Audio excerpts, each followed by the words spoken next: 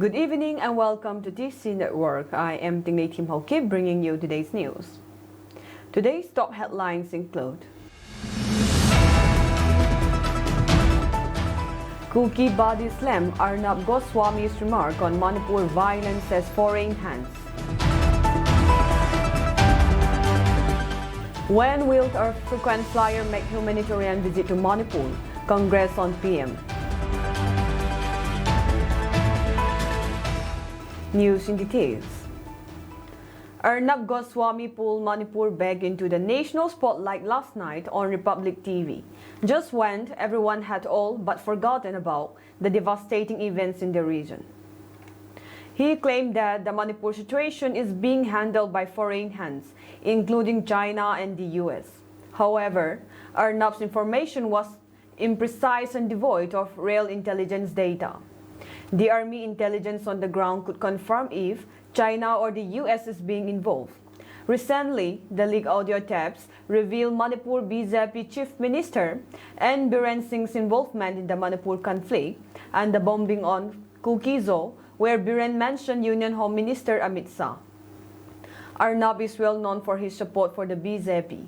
His recent remarks must be a ploy to divert the N. Biren Singh leaked tape scandal.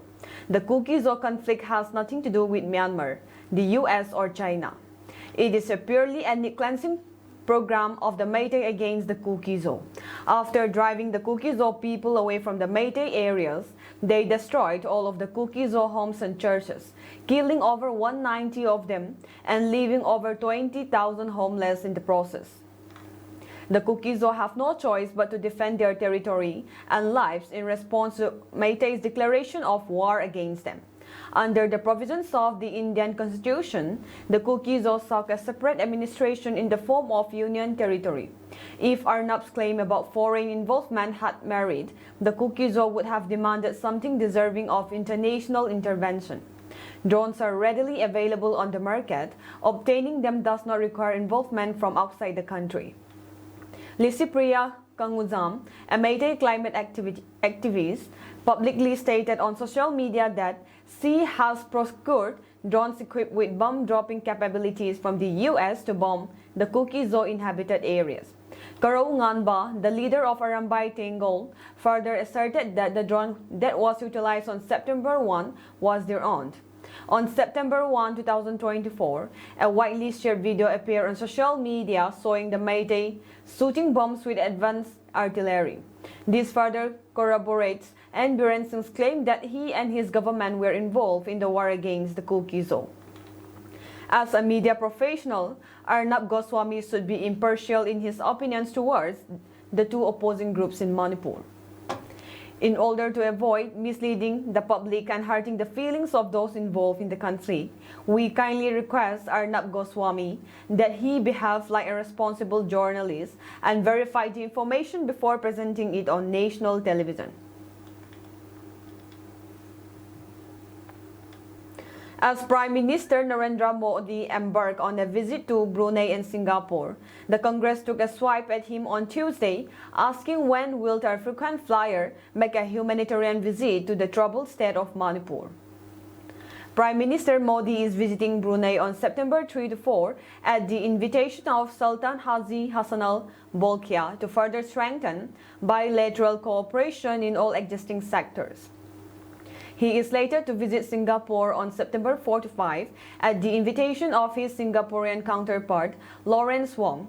Congress General Secretary in charge Communications, Jairam Ramesh said the non-biological PM is making what is being billed as a historic visit to Brunei, after which he goes to Singapore.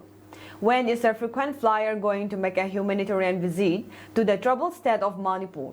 The situation in Manipur continues to be very tense, despite claims to the contrary being made by Manipur Chief Minister N. Biren Singh, he said. Today is exactly 16 months since the eruption of violence in Manipur, which has resulted in the deaths of hundreds and the displacement of thousands of people who live in abysmal conditions in relief camps, Ramesh said in a post on X. It is beyond belief that Narendra Modi has still not found the time or the inclination to go to the state and interact with political parties, civil society groups, and the people themselves, he said.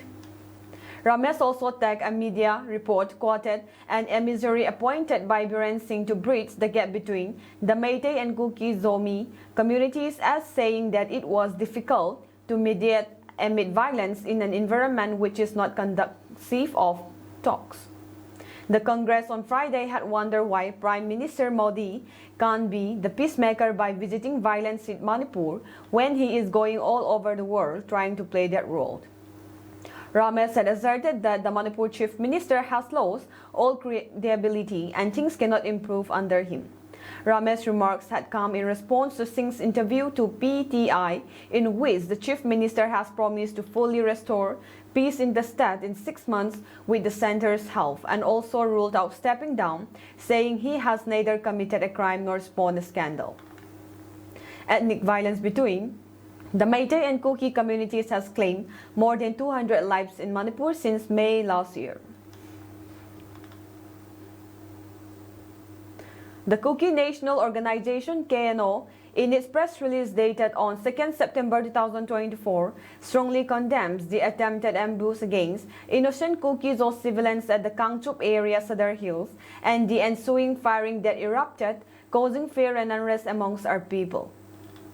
This heinous act of violence targeting our community is yet another blatant attempt to terrorize and intimidate the Kuki-Zo people, who have been relentlessly persecuted in recent times. We demand that the concerned authorities take immediate and decisive action against those responsible for this attack. The combined force of Valley-based insurgent groups VBIGs, Arambai Tengold, and Manipur State Forces reached the release. The safety and security of our people must be prioritized. The KNO stands firm in its commitment to protect the rights and lives of the Kuki-Zo people, and we will continue to work towards justice and lasting peace in our land, the release reads. It has been made mandatory to obtain SAI license to operate shops and especially to local food products manufacturer to prevent health risks imposed by the manufacturer to the consumers. It has been warned that all local foods and drink manufacturers had to follow SAI protocols to ensure consumer safety. Those without SAI license will be penalized by the Food Safety Office CMO campus. Operating without SAI license is an offense under the Food Safety and Standards Act 2006.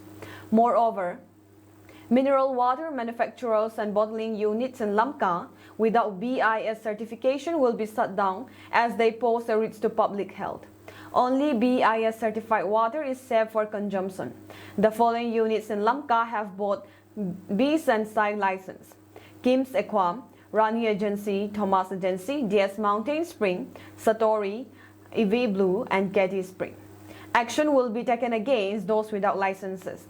Units without BIS and SAI licenses operating with 20-liter jars or bottling must report to the Food Safety Office within 20 days. The public is advised to consume water only from BIS and SAI certified source for their safety. Designated Officer, Food Safety Administration, Churachandpur District. Haubam Rosita, Project Director, Manipur State AIDS Control Society, MSCS, has announced that 59 contractual posts will be filled under MSCS for a period of 1 year. Application forms can be downloaded from the website manipursacs.nic.in from September 9, 2024 and submitted by September 18, 2024. The application forms will be submitted to the District AIDS Prevention and Control Unit DAPCU Office, CMO Office Campus. The various posts to be filled are Head Office, Administrative Officer, 1 post. Care Support and Treatment, CST, Medical Officer, 9 posts. Pharmacist, 1 post. Data Manager, 1 post. Counselor, 3 posts. And Community Care Coordinator, CCC, 5 posts. CTIOST, Medical Officer, 14 posts. ANM, 1 post. Counselor, 13 posts. DAPCU, DISA, District Supervisor, 1 post. Cluster Program Manager, CPM, 9 posts. And Clinical Service Officer, CSO, 1 post.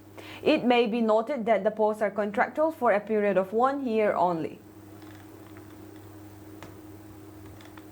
The district administration has distributed relief materials to various relief centers in Lamka town and its surrounding areas. The details are as follows. Under SDO Tuibong, 47 relief centers with 7,170 beneficiaries received 317.60 bags of rice, 81.40 bags of dal, 81.90 bags of Nutrilon, 20.15 bags of potatoes, 50 tins of cooking oil, and 702 packets of salt. Under SDO Lamka, 32 relief centers with 5,504 beneficiaries received 244.60 bags of rice, 62.70 bags of dal, 62.90 bags of Nutrilon, 15.29 bags of potatoes, 38.50 tins of cooking oil, 538 packets of salt. Under SICOT SDO, 7 relief centers with 1,074 beneficiaries received 48.40 bags of rice, 12.20 bags of dal, 12.20 bags of Nutrilon, 2.90 bags of potatoes, 7.20 tins of cooking oil, 104 packets of salt. Under SINGAT SDO, 4 relief centers with 885 beneficiaries received 39.50 bags of rice, 10.10 bags of dal, 10.10 bags of Nutrilon, 2.60 bags of potatoes, 6.20 tins of cooking oil, 87 packets of salt. Under Sangaykot SDO, 4 relief centers with 785 beneficiaries received 35.50 bags of rice, 9.10 bags of dal, 2.30 bags of Nutrilon, 2.40 bags of potatoes, 5.60 tins of cooking oil, and 79 packets of salt. In total, 685.60 bags of rice, 175.50 bags of dal, 176.20 bags of Nutrilon, 43.20 bags of potatoes, 107.60 tins of cooking oil, and 1,510 packets of salt were distributed to the relief centers. Non-food items will also be distributed in the coming days. The Directorate of Ayush Manipur has announced that a written test will be conducted for contractual engagement under the National Ayush Mission for 113 posts in Group A, B, and C, and 47 posts in Group D. The exam centers will be in Imphal and Guwahati. Candidates who have downloaded their admit cards can fill out the examination center option form on the website www.stateayushsocietymanipur.mn.gov.in from September 5 to 13, 2024 and submit it. The website will also upload details such as the date and venue of the written test and other relevant information. This was announced by Dr. Akoizam Lokendro Singh, Director of Ayush Manipur.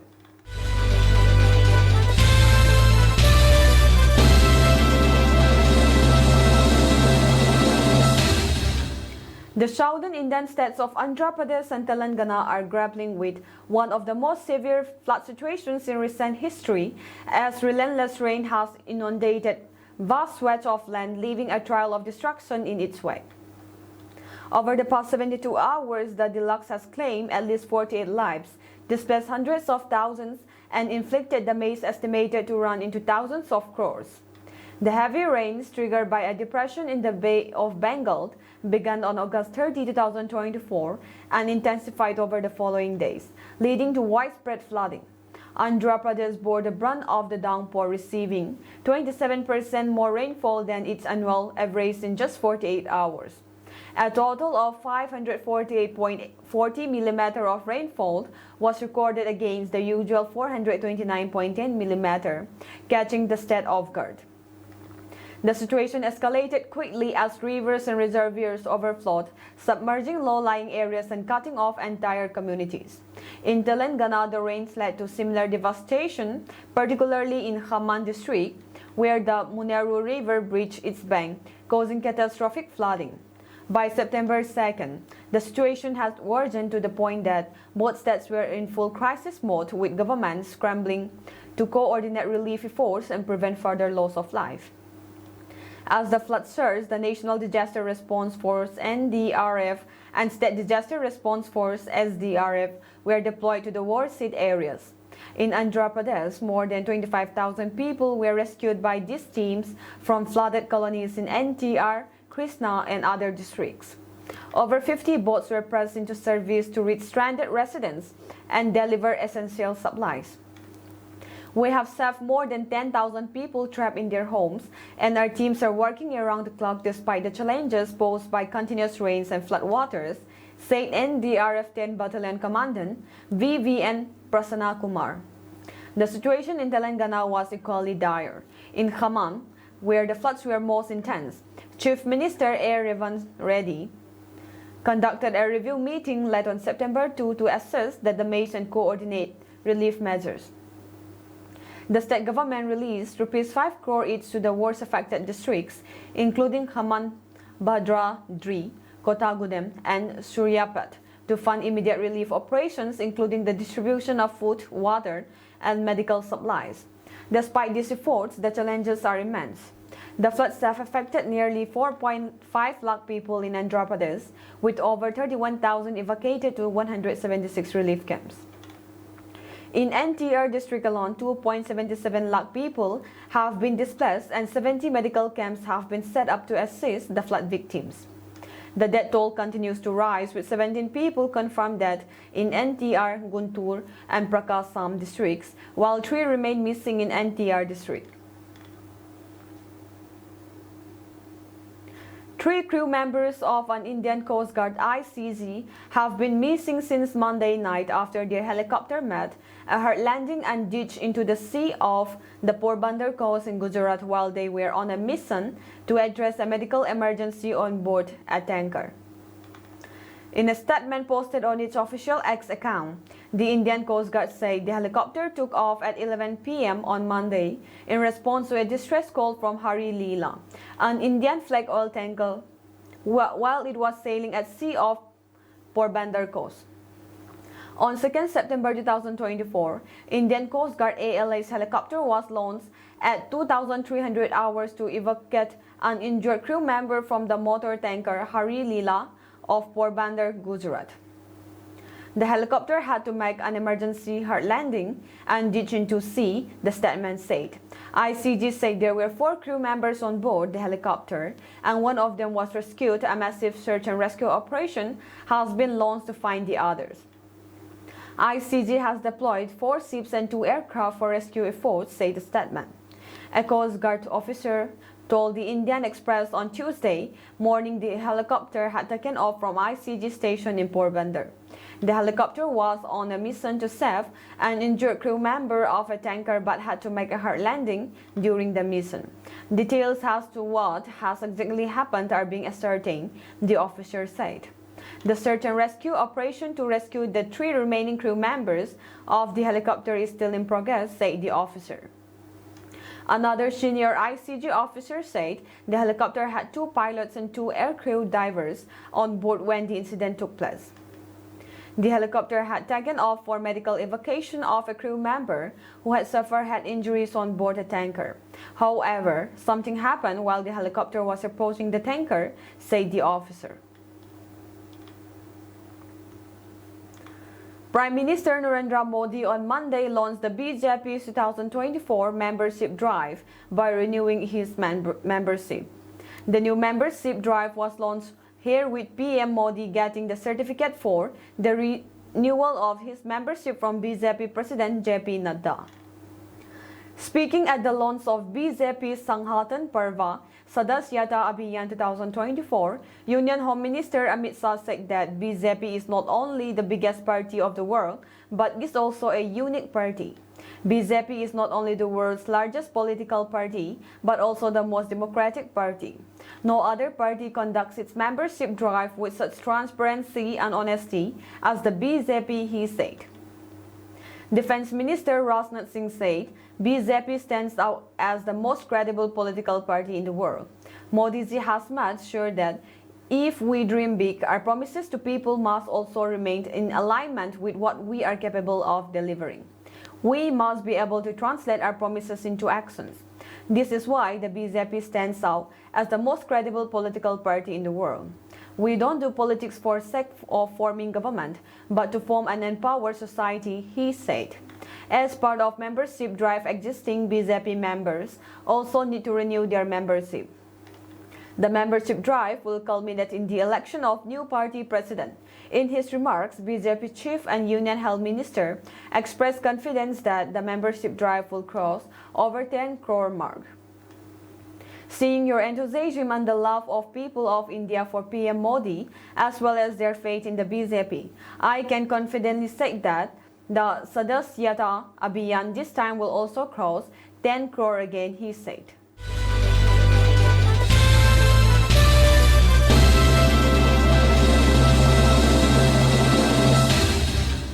At least 129 people have been killed in an attempted jailbreak at the Democratic Republic of Congo's main prison, largely due to a stampede, authorities said.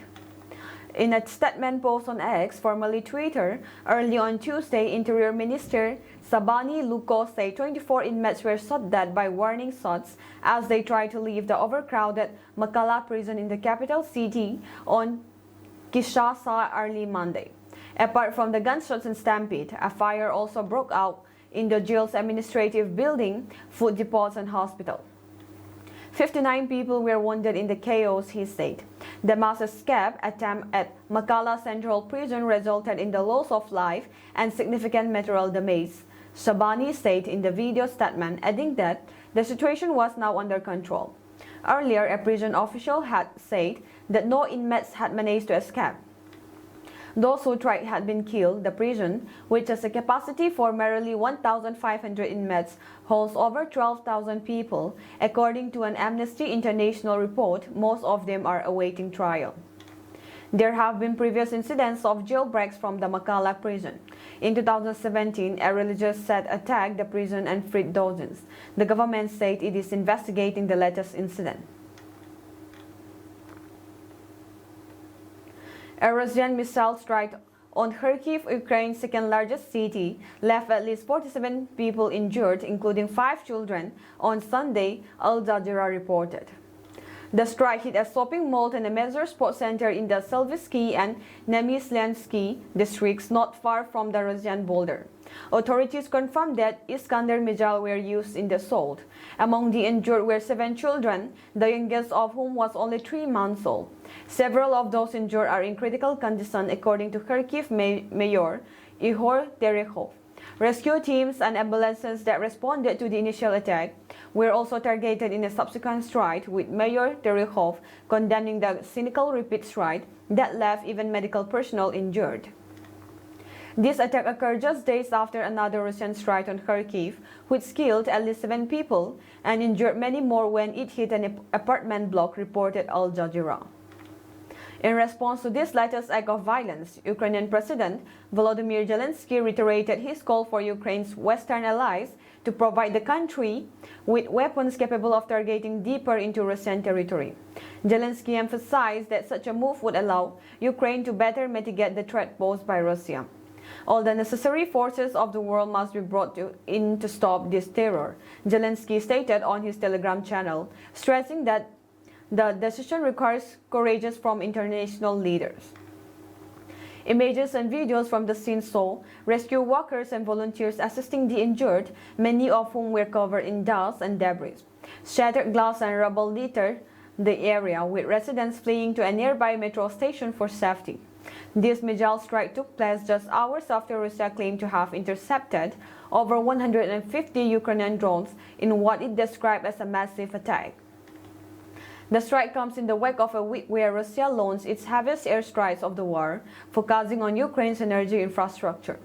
Despite Moscow's denials of targeting civilians, Russian missiles and drone strikes have killed thousands of civilians since the full-scale invasion began in February 2022, Al Jazeera reported.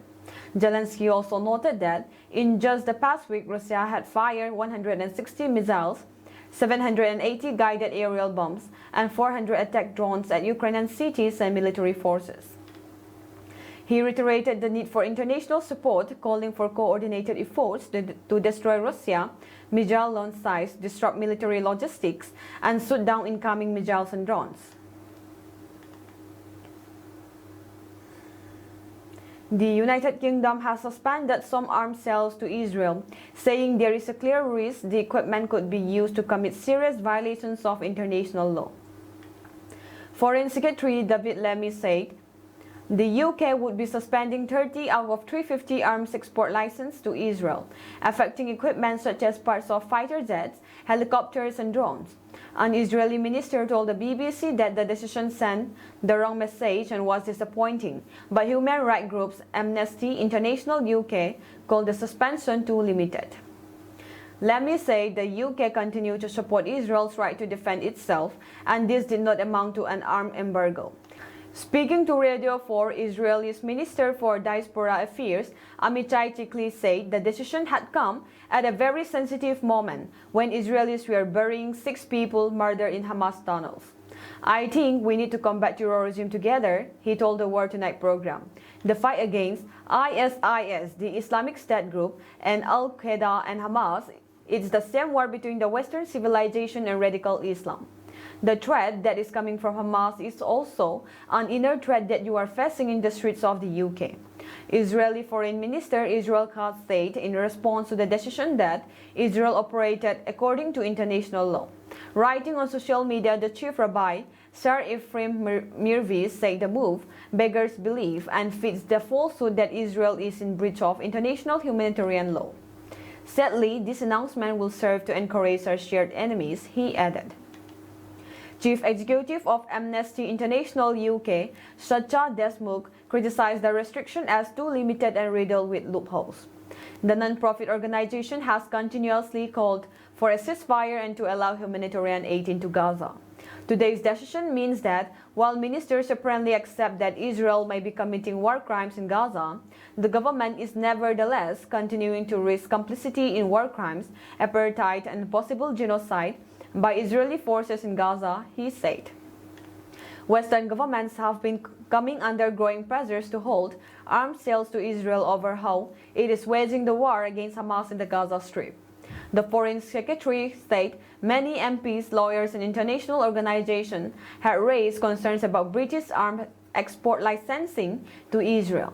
He immediately sought a review of British arms exports to Israel after the Labour government took office in July, Lemmy added. He said the review did not and could not arbitrate on whether or not Israel has breached international humanitarian law, and this was not a determination of innocence or guilt. But he said the government has its own legal duty to review all exports licenses. Lemmy said, the assessment I have received leaves me unable to conclude anything other than that for certain UK arms exports to Israel, there does exist a clear risk they might be used to commit or facilitate a serious violation of international humanitarian law. He said the partial ban covered items which could be used in the current conflict in Gaza. The announcement may come as no surprise to the government of Israel. It has long been flagged, but it will still hurt. A suicide bomber detonated explosive in the Afghan capital Kabul on Monday, resulting in the tragic deaths of 6 people and injuries to 13 others, according to police reports. Kabul police spokesman Khalid Jadran confirmed the incident on social media platform X, stating, "This afternoon, a person wearing explosive on his body detonated." Unfortunately, 6 civilians, including a woman, were killed and 13 others were injured. The attack occurred in the southern Kabul area of Khala-e-Bakhtiar. There has been no immediate claim of responsibility for the bombing, and investigations are ongoing, Jadran added. Violence in Afghanistan has decreased since the Taliban's takeover in 2021, which ended a 2-decade war between foreign forces and the Islamic insurgents. Nevertheless, the regional branch of Islamic State, known as Islamic State Khorasan, remains active, frequently targeting civilians, foreigners, and Taliban officials with gun and bomb attacks. In August, 3 Afghan civilians were killed in a boulder clash between Pakistan and Afghanistan security forces. The clash occurred near the Torkham boulder crossing, after Pakistani boulder forces opened fire on Afghan boulder forces. Mufti Abdul Mateen, a spokesman for Afghanistan's Interior Ministry, reported that the Pakistani forces targeted civilian homes, resulting in the deaths of a woman and 2 children, according to news agency Reuters. A security official who wished to remain anonymous as he was not authorized to speak to the media confirmed that 3 Pakistani paramilitary troops were wounded in the exchange, Reuters reported. Clashes between the neighboring security forces are common along the border, a legacy of the colonial era demarcation which remains disputed. A school bus plugged into a crowd of people outside a middle school in eastern China on Tuesday, killing 11 parents and students, state media reported. State broadcaster CCTV said the driver lost control of the vehicle as it approached the school in Shandong Province, Taiyuan City at 7:27 a.m. The bus ran into a group of parents and children on the side of the road, according to CCTV. As of now, the incident has caused the deaths of 11 people, of whom 6 were parents and 5 were students. The broadcaster reported in an update just after 11:30 a.m. It said one other person was in a critical condition, while the vital signs of another 12 people were stable. Photos and videos circulating on social media showed people in bloodsoaked clothes lying in the road near a hulking grey bus. Several adults knelt over children, sprawled unmoving on the ground, while other people could be heard screaming in the background. "They are all dead, it's so heartbreaking," a woman's voice could be heard saying off camera in one clip of the aftermath of the crash. "I'd have been killed too if I stood there, but luckily I ran away fast," she said. AFP was able to geolocate several of the social media photos and videos to the school in Shandong where the crash took place. The driver was being held by local police and the cause of the incident was under investigation, CCTV said. Many public schools in China reopened for the new academic year this week. Deadly traffic accidents occur frequently in the country due to lax safety standards and widespread disorderly driving. In July, police said a vehicle crashed into pedestrians in the central city of Changsha, killing 8 people and injuring 5. A 55-year-old suspect living in the area was detained, pending an investigation, but it was not clear if the incident was intentional or not. That is all for today's news, and have a pleasant evening ahead.